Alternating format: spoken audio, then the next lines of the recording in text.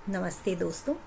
आज मैं अपनी लिखी हुई कहानी सुंदर संदेश प्रेम का लेकर आई हूँ। मई की धूप में गुम थी मधु, किन्हीं ख्यालों में खोई थी।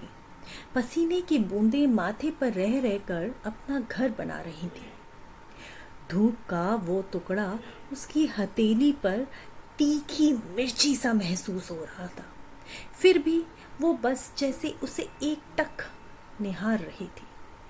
वो धूप का टुकड़ा अब उसकी हथेली से सरक कर मेज पर आ गया था, बिल्कुल एक अबोध बालक की तरह वहां पड़ा हुआ था, बेसुध, बेखौफ, बेपरवाह शिशु की तरह।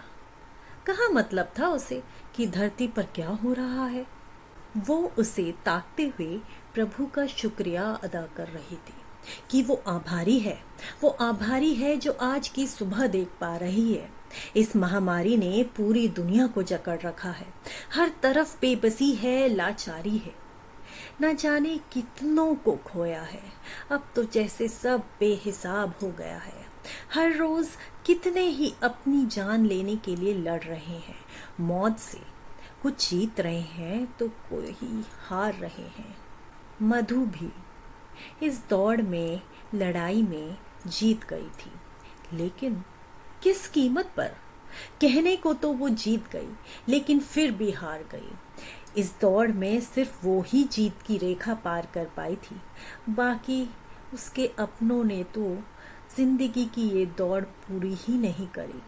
सब पीछे छूट गए, काल के हाथों मजबूर हो गए।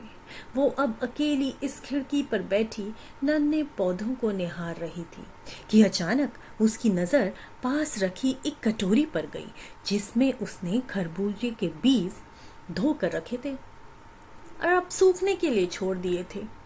ये सोचा था कि उन्हें बाद में छील देगी। उसने हाथ बढ़ाकर वे कटोरी उठाई और ढक्कन खोला।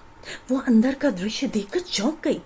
अंदर बीज अंकुरित हो गए थे और जैसे उसे देखकर मुस्कुरा रहे थे, मानो कह रहे हो जिंदगी अपना रास्ता ढूंढ ही लेती है, बस थोड़ी खुली हवा और धूप की जरूरत होती है।